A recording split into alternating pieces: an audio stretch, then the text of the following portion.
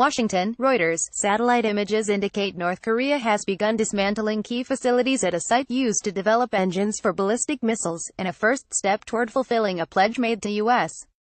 President Donald Trump at a June summit, a Washington-based think tank said on Monday. File photo: a North Korean flag flies on a mast at the permanent mission of North Korea in Geneva, October 2, 2014.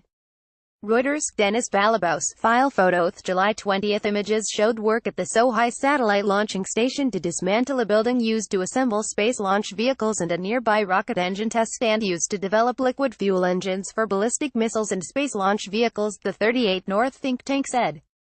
Since these facilities are believed to have played an important role in the development of technologies for the North's intercontinental ballistic missile program, these efforts represent a significant confidence-building measure on the part of North Korea, it said in a report.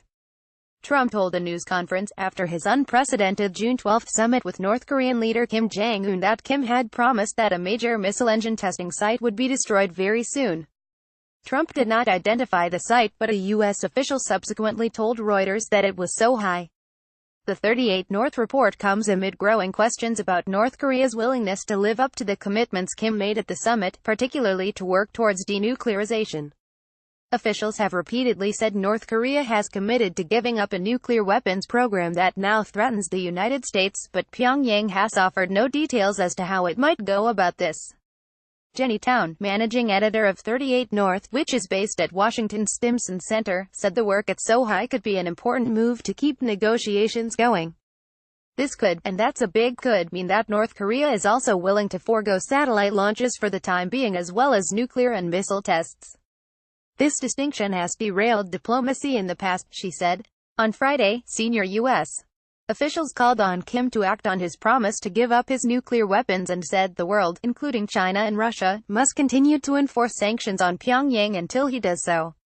On Monday, the U.S. State Department issued an advisory together with the Departments of Treasury and Homeland Security alerting businesses to North Korea's sanctions evasion tactics. It said they should implement effective due diligence policies, procedures, and internal controls to ensure compliance with applicable legal requirements across their entire supply chains. In a tweet early on Monday, Trump rejected fake news that he was angry because progress was not happening fast enough with North Korea. Wrong, very happy, he said in the tweet. A rocket has not been launched by North Korea in 9 months. Likewise, no nuclear tests. Japan is happy, all of Asia is happy, he said. A report in the Washington Post at the weekend said that in spite of positive assessments Trump has given on progress with North Korea, he has vented anger at aides over a lack of immediate progress. Last week, Trump said there was no rush and no time limit on denuclearization negotiations. U.S. Director of National Intelligence Dan Coats said on Thursday it was technically possible for North Korea to eliminate its nuclear weapons program within a year, but added that it was not likely to happen. Reporting by David Brunstrom, editing by James Dalglish. Standards. The Thomson Reuters Trust Principles.